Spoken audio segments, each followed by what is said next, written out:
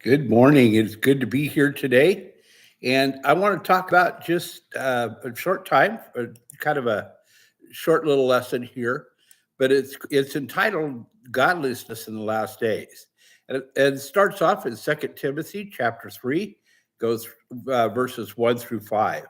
It says, "But know this, difficult times will come in the last days, for people will be lovers of self, lovers of money, boastful, proud, blasphemers, disobedient to parents, ungrateful, unholy, unloving, irreconcilable, slanderers, without self control, brutal, without love for what is good, traitors, reckless, conceited, lovers of pleasure rather than lovers of God, holding to a form of godliness, but denying the power.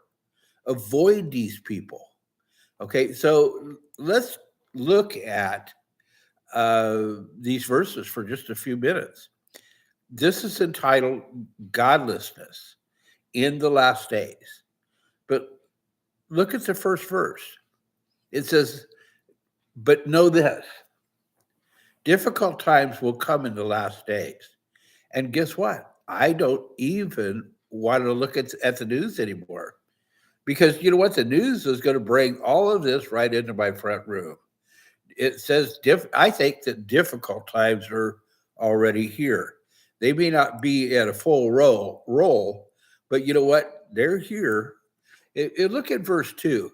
It says, "For people will be lovers of self." Look at 1 John chapter 3, verse 16. It says, "This is how we have come to know love. He laid his life down for us. We should also lay down our lives for our brothers." This is one verse that tells us how they came to know love. And it didn't have anything to do with being lovers of self. In fact, it says that Jesus laid his life down for us, and we should lay our life down for our brothers. That's how we know love, is that Jesus laid his life down for us. That's what it looks like. Still, in verse 2, it says that lovers of money. Look at 1 Timothy chapter 6, verse 10. It says, "For the love of money is the root of all kinds of evil. And by craving it, some have wandered away from the faith and pierced themselves with many pains." That's pretty harsh. I mean, think of it, lovers of money. And that's what it brings on you. It's the root of all evil.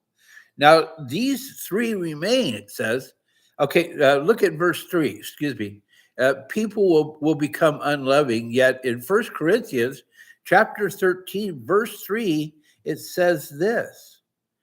Now, these three remain. These three remain. Okay, listen to this. These three remain: hope, faith, and love. It says, but the greatest of these is love. And if you can see all that it takes to go through these lists given in 2 Timothy chapter 3, verses 1 through 6, is going through the opposite of what the Bible tells us that we ought to be like. And that's why it's called godless. Okay, in this last place, and it warns us to stay away from these people. Here's the challenge: pray. Okay, pray for everyone, and pray for these times, and be on the alert. Also, make sure that you tell people about Jesus. Tell them about salvation. And listen, you have a great and blessed day. We'll talk to you later.